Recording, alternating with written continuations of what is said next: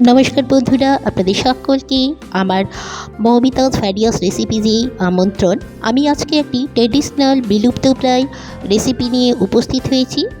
এই রেসিপিটি বানাতে আমার প্রথমেই যেটা লেগেছে 1 টিস্পুন পোস্ত, 1 টিস্পুন কালো জিরে, 1 টিস্পুন কালো সর্ষে আর 1 টিস্পুন সাদা সর্ষে। এছাড়াও আমি বর্ষাকালে বেশ ডিমওয়ালা বড় সাইজের 5টি ট্যাংরা মাছ নিয়েছি।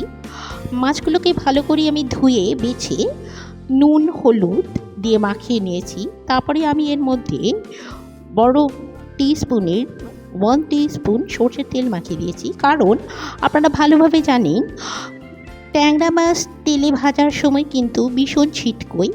এই তেলটা দেওয়া থাকলে ট্যাংরা মাছটা ছিটকোবে না। এছাড়া আমার এখানে লেগেছে 10-12টি কিশমিশ আর পরিমাণ মতো নুন হলুদ আর হাফ বাটি মতো আমি এখানে টক দই নিয়েছি।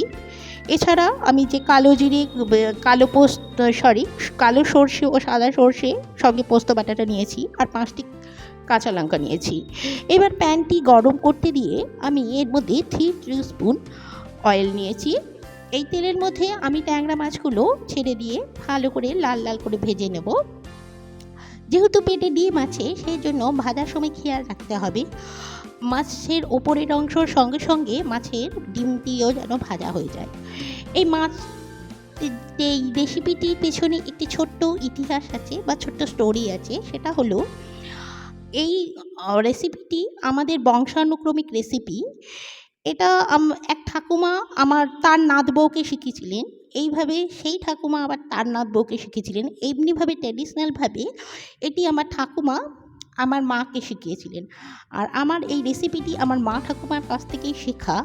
ধীরে ধীরে এই রেসিপিটি আশেপাশেও প্রচলন হয়ে গেছিল এবং আমাদের বাড়ির আশেপাশে এবং এইভাবে এক রাজ্য থেকে অন্য রাজ্য এই রেসিপিটি ছড়িয়ে গেছিলো। এই রেসিপিটির নাম হচ্ছে ট্র্যাডিশনাল কিশমিশি দই ট্যাংরা। এই রেসিপিটি একবার ঘরে করে দেখবেন, খুবই ভালো লাগে খেতে। তবে কালক্রমে এই রেসিপিটি আস্তে আস্তে আমাদের রান্নাঘর থেকে বিলুপ্ত হয়ে গেছে, কিন্তু আমি রেসিপিটি যেহেতু মা ঠাকুমার কাছে শিখেছি, তার জন্য আমি এখনও এই রেসিপিটি নিয়মিত বানাই। তো আমার মনে হলো চলুন এই রেসিপিটি আমি আমার দর্শক বন্ধুর সাথেও একটু শেয়ার করে নিই। দর্শক বন্ধুর আশা করব ভালো লাগবে। যেহেতু আমার ভালো লাগে, আর এইভাবে বানালে দেখবেন আপনাদেরও ভালো লাগবে। তবে এই রেসিপিটির মূল উপাদান হলো কিন্তু টক দই আর কিশমিশ। তবে বর্তমানে বেশিরভাগ কিশমিশগুলোই টক লাগে খেতে, যার জন্য দই টক প্লাস কিশমিশ টক একটা অন্য স্বাদের সৃষ্টি করে, যার জন্য আমি এখানে কিশমিশটি কম নিয়েছি। তবে এখানে পরিমাণটা কিশমিশের বেশি নিলে খেতে কিন্তু আরও বেশি ভালো লাগবে। যদি আপনারা মিষ্টি টাইপের কিশমিশ পান, তাহলে পরিমাণটা বাড়িয়ে দেবেন। আমি এখানে বেশি কিশমিশ নিইনি। তো যাই হোক, আমি তেলের মধ্যে ভালো করে ট্যাংরা মাছটা ঘুরিয়ে ঘুরিয়ে ভেজে নিলাম, যাতে মাছের সঙ্গে ভেতরের ডিমগুলোও ভাজা হয়ে যায়। এবার আমি এই মাছগুলি কড়াই থেকে তুলে নিয়েছি, দেখুন লাল করেই ভেজেছি। এবং এই মাছ ভাজার তেলে আমি 1 টিস্পুন কালো জিরে আর 5টি কাঁচা লঙ্কা ফাটিয়ে দিয়ে সঙ্গে হলুদটাও এই তেলের মধ্যেই দেব, তাহলে হলুদের যে কাঁচা গন্ধটা চলে যাবে।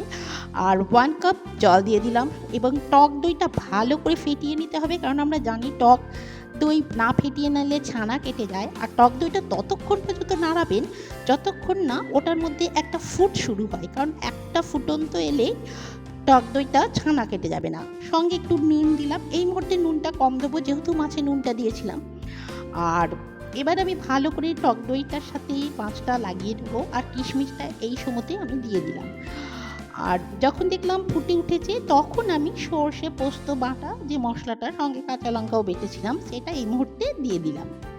দেখুন আমার ঝোলটা এবার মরে এসেছে। এবার 1 চামচ সর্ষের তেল দিয়ে আরও 2 মিনিট ফুটিয়ে আমি পরিবেশন করে দিলাম আমার এই কিশমিশিয়া দই ট্যাংরা।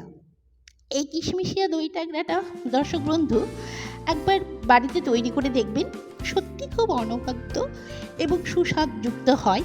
বিশেষ করে মাছটির মধ্যে যদি ডিম থাকে, তো এই দইওয়ালা ট্যাংরা মাছ ডিম ভর্তি খেতে কিন্তু মানে কি বলবো, একবার না খেলে আপনারা বুঝতে পারবেন না। সত্যি করে এটা ভীষণই অমৃত বলতে পারেন। মানে খাসির মাংসকে পাশে ফেলে রেখে আপনারা এটা দিয়ে কিন্তু 1 থালা ভাত খেয়ে নিতে পারেন, এই গ্যারান্টিটা কিন্তু আমি দিতে পারি। তো আপনারা এই রেসিপিটা অবশ্যই বাড়িতে একবার তৈরি করে দেখবেন। আর আমার ভিডিওগুলি যদি আপনারা পছন্দ করেন, আমার ভিডিওগুলি ভালো লাগলে লাইক, শেয়ার, কমেন্ট করতে ভুলবেন না। আমার